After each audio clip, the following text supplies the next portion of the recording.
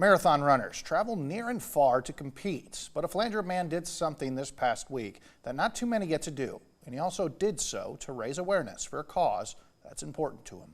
Parker Brown has our top story tonight.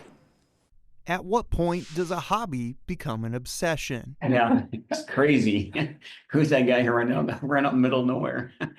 Bruce Allen knows he might be viewed as a little bit crazy, but you kind of have to be to run 26.2 miles multiple times. Pretty much always enjoyed running my whole life. And I, of course, discovered the marathon and things like that 20, 30 years ago. When I count marathons that don't really know, I think I probably got 90 in right now, I suppose. At age 62, Allen started to get back into running with the goal of finishing his biggest challenge yet, 7 marathons in 7 continents in 1 week. He almost couldn't get to the starting line after an injury in Mankato kept him from doing his normal training. How am I going to train for this? I can't run anymore. So I didn't run the whole month before taking off to Antarctica. I jumped on the bike, I rode about 50 to 100 miles a day on the bike every other day, and I did a lot of hot yoga.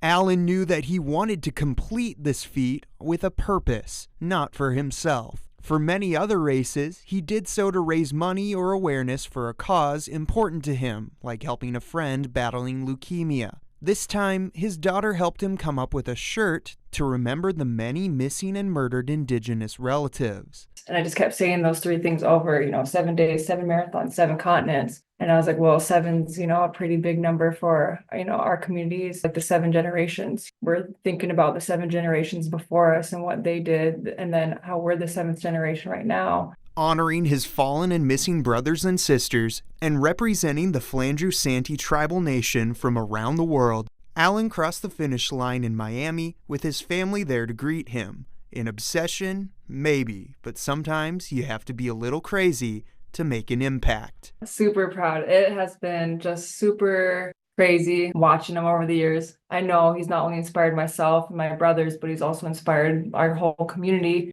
I was running for a cause, so with all that in mind and the prayers and the stuff really kind of pushed me along throughout the whole journey.